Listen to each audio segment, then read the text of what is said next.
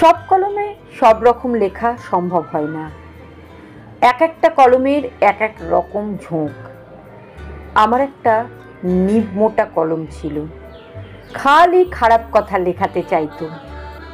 আর একটা কালো কলম ছিল কয়েক বছর আগে, সেটা ছিল 1 নম্বরের বিশ্বাসঘাতক। কতবার হাসতে হাসতে মাঝ নদীতে ডুবিয়ে দিয়েছে। এক একটা কলমের স্বভাব এক এক রকম। কেউ কেউ ধূসর, মর্মর ইত্যাদি উদাসীন শব্দের দিকে যায়।